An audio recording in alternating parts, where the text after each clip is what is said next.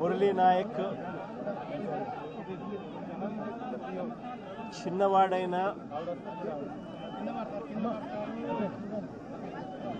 రాష్ట్రంలో చాలా మందికి పెద్దలకు కూడా స్ఫూర్తిదాయకంగా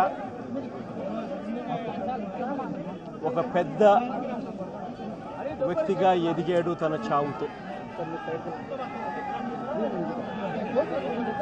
భారతదేశం కోసం తాను పోరాడుతూ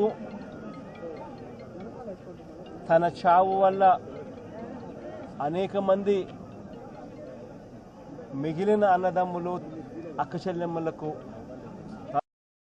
రక్షణిస్తూ తాను ప్రాణాలు కోల్పోయాడు. అలాంటి మురళిని తేడమైతే వెనక్కి తాలేము, కానీ మురళి చేసిన త్యాగానికైతే మాత్రం ఆంధ్ర రాష్ట్రంలో ఉన్న ప్రతి ఒక్కరం కూడా మురళికి ఇప్పటికీ కూడా రుణపడే ఉంటాం. రాష్ట్ర ప్రభుత్వం మొట్టమొదటిసారిగా ఏ జవాన్ చనిపోయినా కూడా ఆ జవాన్లకు ఇటువంటి ఘటనలో ఏదైనా కానీ ప్రాణాలు కోల్పోతే, దేశం కోసం పోరాటం చేస్తూ ప్రాణాలు కోల్పోతే 50 లక్షల రూపాయలు ఇచ్చే సాంప్రదాయం మొదలుపెట్టింది వైఎస్ఆర్సీపీ ప్రభుత్వ హయాంలో మొదలుపెట్టినందుకు చాలా సంతోషపడతా ఉన్నాం.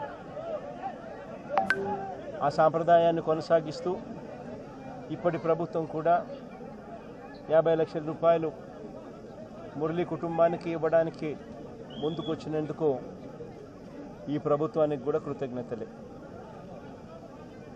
పార్టీ తరపు నుంచి అన్ని రకాలుగా మురళికి అండగా తోడుగా ఉంటాం.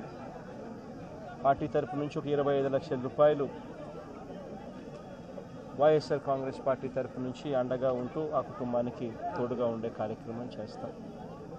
మనిషిని తాలేకపోయినా కూడా తాను చేసిన త్యాగానికి అందరం కూడా అండగా తోడుగా ఉండే కార్యక్రమం అయితే ఖచ్చితంగా జరుగుతుంది.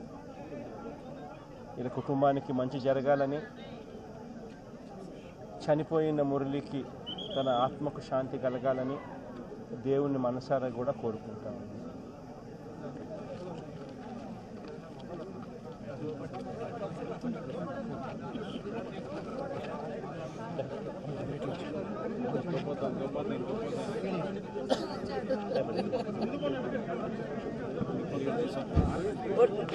కోటి కోటి ధన్యవాదాలు సార్.